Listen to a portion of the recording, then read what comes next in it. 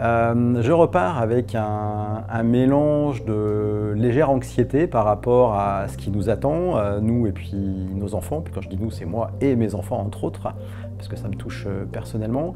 Et aussi une touche d'espoir, parce qu'il y a quand même ce sentiment, je dirais que il y a possibilité d'agir à petit niveau, au niveau individuel, mais aussi au niveau collectif, voire jusqu'au niveau mondial. Donc j'ai cet espoir-là, même si parfois, avec la fluctuation, je peux me sentir un peu plus abattu, puis des fois un peu plus dans l'espérance. J'ai la crainte qu'on ne s'en sorte pas, parce que c'est tellement énorme, ça touche tellement toute la planète. Donc ça veut dire toutes les populations.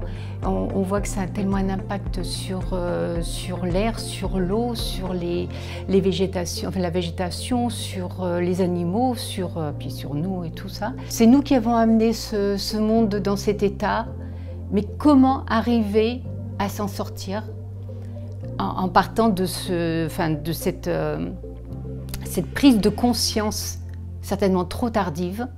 Et maintenant, j'ai peur que ce soit trop tard.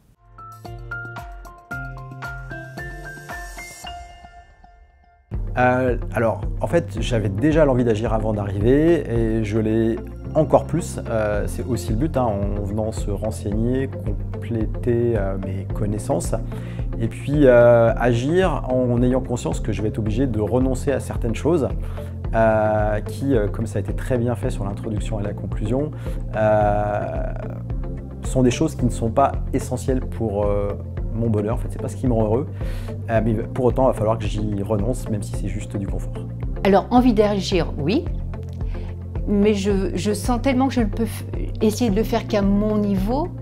Et je me dis, mais ça va tellement être même pas une goutte dans l'océan, c'est un microlitre perdu dans des tonnes de litres et tout ça.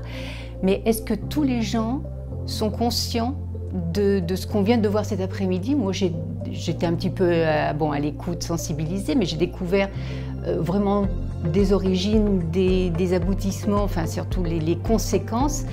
Mais c'est le manque d'information. On n'a pas cette vision globale de ce qu'on nous a montré aujourd'hui.